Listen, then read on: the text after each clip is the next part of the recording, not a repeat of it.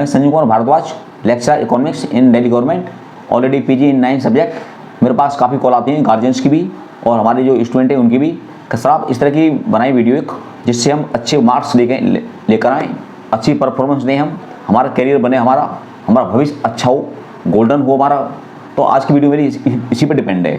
हालांकि सरकार ने मार्क्स का महत्व कुछ कम कर दिया है। जैसे हमारी जो जॉब हैं, सर्विस हैं सी ग्रेड की और डी ग्रेड की, उनमें इंटरव्यू ख़त्म कर दिया है। और पता है आपको, अभी ये CUET के द्वारा आपके एडमिशन हो रहे हैं, उसमें मार्क्स का कोई महत्व नहीं है। परंतु ऐसा नहीं है कि मार्क्स का महत्व पूरी तरह ख़त्म हो गया है, ऐसा नहीं है। अभी इसका मार्क्स लाने का प्रेशर अब भी आपके ऊपर रहता है। घर वाले चाहते हैं कि आपके मार्क्स अच्छे आएँ, आप परफॉर्मेंस अच्छी दें, बेटर दें। क्योंकि आप देखते होंगे, मैं बताता हूँ आपको 3 बातें पे ध्यान दें आप। पहला तो है आपका इमेज पर प्रभाव बहुत पड़ता है। आपके चाचा ताऊ के भाई हैं दो, एक के 90% है, एक के 60% है, तो क्या इमेज आएगी? खुद समझ जाओ अपने आप। सीधी इमेज जाएगी, जिसके 90% है उसकी इमेज बेटर बनेगी अपने आप ऑटोमेटिकली। वहाँ ये नहीं देखा जाएगा कि किसको कितनी नॉलेज है। तो मार्क्स का ये हुआ इमेज पर। दूसरा है एक इम्प्रेशन पर भी मार्क्स का बहुत असर होता है। आप किसी कंपनी में जाइए इंटरव्यू देने के लिए, आप अपना मार्क्स की जो मार्कशीट है रखोगे टेबल पर, जो मैनेजर होगा, जो इंटरव्यू आपका लेगा, जैसे ही मार्कशीट आपकी देखेगा, मार्कशीट में जो आपके अंक होंगे, वो अंक के आधार पर ही फर्स्ट इंप्रेशन बनाएगा। लास्ट इंप्रेशन तो बाद बनेगा, जब आपका इंटरव्यू होगा तब। तो पहला इंप्रेशन जो बनता है वो मार्क्स के आधार पर बनता है। तो मार्क्स हमारे लिए बहुत इंपॉर्टेंट है अभी। और तीसरा एक ये है कि कुछ नौकरी अभी भी ऐसी हैं जहाँ मार्क्स नंबर मायने रखते हैं। जैसे आप देखिए, आप डाइट करते हैं हमारे यहाँ पे, जो इसकी टीचिंग की एक कोर्स है हमारे यहाँ पर, तो उसमें वो मार्क्स के ऊपर है, मेरिट के आधार पे है। तो अभी भी कुछ कोर्स हैं, कुछ हमारी नौकरी हैं जो सिर्फ और सिर्फ मार्क्स के आधार पर होते हैं। तो अब बात ये आती है हमारे सामने कि हम अपनी परफॉर्मेंस रिगार्डिंग मार्क्स, अपने अंक हम अच्छे कैसे लेके आए हम। तो मैंने कुछ पॉइंट लिखे मैंने, क्योंकि मैं टीचिंग में 25 साल से जुड़ा हुआ हूँ मैं, और डिफरेंट टाइप के मैंने सब्जेक्ट मैंने स्टडी किए मैंने। तो मैं बता रहा हूँ आपको कुछ पॉइंट, इन पर आप ध्यान दें, अमल करें। यदि आप अमल करोगे तो आप निश्चित मानिए कि आपकी परफॉर्मेंस बेटर रहेगी आपकी, और आपका जो एम है लाइफ का, उसमें आप सफल हो गया। अब मैं पॉइंट बोलूँगा, आप ध्यान दें।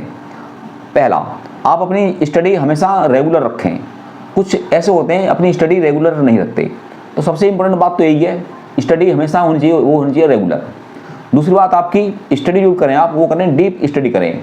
ये नहीं किताब ले ली और पढ़ लिया कि दिखा दिया घर वालों को, हमने 2 घंटे पढ़ लिए, 3 घंटे पढ़ लिया हमने, कोई फ़ायदा नहीं है। तो स्टडी होनी चाहिए आपकी डीप। और तीसरा अगला पॉइंट हमारा, आपकी रेगुलर रिवीजन होना चाहिए। अक्सर होता है ये है, हम पढ़ लेते हैं तो उसमें से कुछ याद रहता है, कुछ भूल जाते हैं। यदि आप रेगुलर रिवीजन करोगे आप, तो आप जो याद करोगे तो वो आपके माइंड में फिट हो जाएगा। तो रेगुलर रिवीजन बहुत ज़रूरी है।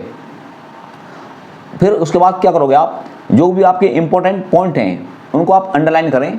किताब में एक मार्कर आता है, मार्केट से ले लें, और मार्कर से जो आपके इम्पोर्टेंट पॉइंट हैं, लाइन हैं, जो भी आपको लगता है कि ये पॉइंट इम्पोर्टेंट है, उसको आप मार्कर से मार्क कर दें। आप एक कॉपी लें और इस कॉपी में जो इम्पोर्टेंट जो पॉइंट हैं उनको नोट कर लें। होता यह है कि आपको पता है कि इम्पोर्टेंट कौन कौन से, क्या नहीं है। आप किताब, इतनी मोटी मोटी किताब होती है, कौन कौन सी किताब खोलोगे, बार बार पेज कहाँ से पलटोगे आप बार बार लगातार, आपका टाइम खराब होगा इसमें। आप नोट्स बना लोगे कॉपी में, तो आप कॉपी उठाइए, तो जो आपके इम्पोर्टेंट नोट्स हैं लिखे हुए, तो उनसे आसानी रहेगी आपको स्टडी करने में। और इसके साथ साथ आप ग्रुप डिस्कशन जरूर करें। आप आपके साथी हैं, उनके साथ, जहाँ आपके ट्यूशन पढ़ते हैं वहाँ आपके ग्रुप बना लें। जहाँ आपकी स्कूल है, कॉलेज है, जहाँ आपके मित्र हैं, साथी हैं, दोस्त हैं, उनके साथ ग्रुप बना करके टॉपिक पर, नॉलेज पर उनके साथ ग्रुप डिस्कशन करें। आप आपके कॉलेज में, कैंपस में, या कोचिंग ले रहे हैं यहाँ पर आप, तो वहाँ पर डिबेट करें। आप डिबेट में पार्टिसिपेट करोगे आप, तो आपके अंदर एक आत्मविश्वास आएगा। जब इंसान के अंदर आत्मविश्वास आता है तो उसकी एक लर्निंग पावर होती है ना, वो उसकी तेज हो जाती है। तो उस पर ध्यान दें आप। आपके जो सीनियर हैं, यानी कि आप 10वीं पढ़ रहे हो, तो आपका सीनियर हुआ 12वीं क्लास का, 11वीं क्लास का। आप 12वीं क्लास में हो तो आपके सीनियर हुए BSc BCom वाले, ग्रेजुएट वाले, मतलब सीनियर आप जानते हो आप। तो आप हमेशा सीनियर जो भी हैं आपके सब्जेक्ट के मामले में, आपके फील्ड के मामले में, उनसे सलाह जरूर लें आप हिचक ना करें, बिल्कुल भी सोचें ना। तो आप आपके आसपास पड़ोस में तो देख लें कौन ऐसा है जो आपसे सीनियर है रिगार्डिंग पढ़ाई के बारे में, कैरियर के बारे में, जॉब के बारे में, तो उनसे सलाह लेते रहें। पुराने पेपर जो भी हैं मार्केट में मिलते हैं, आसानी से अवेलेबल हैं। पुराने पेपर आप जरूर देखें। पुराने पेपर आप देखोगे तो आपको एक पैटर्न मालूम पड़ जाएगा कि एक्चुअली किसी एग्जाम का पैटर्न कैसा होता है, चाहे वो जॉब्स का हो, सर्विस का हो, चाहे हमारी स्टडी का हो। तो उसमें हमें पुराने पेपर का हमें पैटर्न मालूम पड़ जाता है, तो उससे हमें आसानी होती है अच्छे नंबर लाने के लिए। हमें अपने जो सब्जेक्ट हैं या टॉपिक हैं उनसे संबंधित जो जानकार हैं, चाहे आपके दोस्त हैं, आपके रिश्तेदार हैं, आपके टीचर हैं, आपके भाई हैं, बहन हैं, सिस्टर हैं, जो भी आपके जानकार हैं, तो आपका सब्जेक्ट है, जो भी टॉपिक है, जो लगता है कि हार्ड है ये, तो उस पर उनसे सलाह लें आप। यूट्यूब पर ढेर सारी वीडियो हैं, हर सब्जेक्ट के बारे में मिलेंगी, हर टॉपिक पर हैं यूट्यूब पर वीडियो। तो यूट्यूब पर जो वीडियो अवेलेबल हैं उनको समझें गहराई से, और जो पॉइंट समझ में ना आए तो उसको अंडरलाइन कर लें। तो आप उसको अपने किसी सीनियर साथी से, टीचर से, एक्सपर्ट से बात कर लें, वो आपकी समस्या हल कर देंगे आपकी। वो अपने जो विषय के अध्यापक हैं, आपके जो सब्जेक्ट टीचर हैं, आपके मैथ के, कॉमर्स के, जो भी आपके पास सब्जेक्ट है, कोई भी सब्जेक्ट हो सकता है आपके पास, सब्जेक्ट डिफरेंट टाइप के हैं, तो जो उनके अध्यापक हैं आपके, उनके टच में हैं आप। कुछ स्टूडेंट ऐसे होते हैं जो टीचरों से दूर रहते हैं, आप टीचरों से दूर मत रहिए, आप टीचरों के टच में रहिए। आप जो भी आप सब्जेक्ट के टीचर हैं आपके, आप टच में रहोगे तो आपके मन में जो भी क्वेरी है, जो भी क्वेश्चन है, जो भी दिमाग में आ रहा है कि भाई ये भी हो सकता है, इट कैन मे बी, तो आप उनसे बात करें। तो आपके जो टीचर होते हैं वो एक्सपर्ट होते हैं, उन्हें अनुभव होता है, और वो सरकार द्वारा बाकायदा टेस्ट देकर के पास होकर के तब आते हैं, तो उनके पास नॉलेज का एक भंडार होता है, तो आपकी क्वेरी वो हल कर देंगे। आप मॉडल पेपर हल करें, उठाएं, पुराने पेपर कोई पढ़ा हो, मॉडल पेपर मिल जाएंगे आपको, उन मॉडल पेपर को हल करें, और हल करने के बाद अपनी गहराई नापें, अपनी नॉलेज को चेक करें कि हमें इस सब्जेक्ट में, इस टॉपिक पर इतनी नॉलेज हमें हो चुकी है, इस पर ध्यान दें आप। अगला है, ज़्यादातर लोग डेली लाइफ का रूटीन ही सेट नहीं करते। हमें अपनी डेली लाइफ जो है हमारी, उसका रूटीन सेट कर लें। जब तक आप रूटीन सेट नहीं करोगे तब तक आप कामयाब नहीं हो पाओगे आप।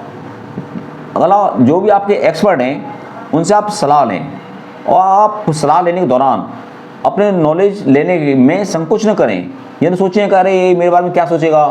आप नॉलेज लेने के बारे में एक्सपर्ट से बात कर रहे हो, तो आपके अपने अभिमान को, घमंड को, स्वाभिमान को एक तरफ रख दें आप, तब आपको मिलेगी कामयाबी। आप जो स्टडी कर रहे हो आप, तो 40-40 मिनट का आप एक को शेड्यूल तय कर लें। मान लीजिए मेरे पास ये 4 पेपर हैं, ये तो मेरे पास ये 4 पेपर रखे हुए हैं सब्जेक्ट के, मैंने पहला पढ़ लिया 40 मिनट, फिर पढ़ लिया 40 मिनट। आप रटिए मत, आप, मैं कहूँगा फिर आपसे रटिए मत, आप रटने से कोई फायदा नहीं है। आप उनको पढ़िए, आप समझिए, और उनको पढ़ने के दौरान जो भी प्रॉब्लम आती है उसको कर लें अंडरलाइन आप, और पुराने पेपर निकाल लें, पुराने पेपर मिल जाएंगे, वो उनकी स्टडी करनी है आपको। तो एक 40-40 मिनट का एक गैप सा बना लें, एक रूटीन बना लें आप, और जब आप पढ़ें तो उसमें पढ़ाई के दौरान गैप जरूर लें आप। यदि गैप नहीं लोगे तो माइंड में एक लगातार एक घूमते रहेंगे सब, एक गैप लेना जरूरी है। जब आप गैप लेने के लिए माइंड को रिलैक्स करें, माइंड रिलैक्स करने के लिए आप म्यूजिक सुन सकते हो, थोड़ा चाय पी सकते हो, इधर उधर घूम फिर सकते हो, 2-4 मिनट टीवी देख सकते हो। तो आप 10 मिनट का गैप जरूर लें आप, इससे हम माइंड रिलैक्स होता है, तो माइंड की पावर बढ़ती है हमारी। और फ्यूचर में हमें कौन सा कोर्स करना है, ये उस हिसाब से जिसमें आपकी इंटरेस्ट हो। एक्चुअली होता है ऐसा, घर वाले थोप देते हैं, नहीं आपको ये करना है, ये करना है। आप होता है कि आपके मम्मी पापा आपकी बात नहीं मानते हैं, दूसरी बात बन जाते हैं, तो आप दूसरे के द्वारा कहलवा दें आप कि मेरे मम्मी पापा को समझा दें, मेरे अंदर ये टैलेंट है, ये हुनर है, मेरी इसमें इंटरेस्ट है, तो उनकी बात मान जाएंगे। तो आपकी जिसमें इंटरेस्ट है, जिस एरिया में है, आप वही चूज करें आप। और लास्ट में आपसे ये कहूँगा कि आपकी नज़र में जो लगता है कि आसपास भाई ये इंसान कामयाब है, सोचें ये इंसान कामयाब कैसे हुआ है, उसको परखें, समझें, उससे सलाह करें, बात करें। यदि मैंने आपको जो ये बात बताई है, इसके अलावा भी आपको कुछ लगता है तो आप कमेंट के माध्यम से मुझे बता दें, मैं नेक्स्ट वीडियो बना दूंगा। पेपर आने वाले हैं आपके, और पेपर में आपको अच्छा परफॉर्मेंस करना है, अपना और अपने परिवार का सिर गर्व से ऊपर करना है, अपना करियर बनाना है आपको करियर।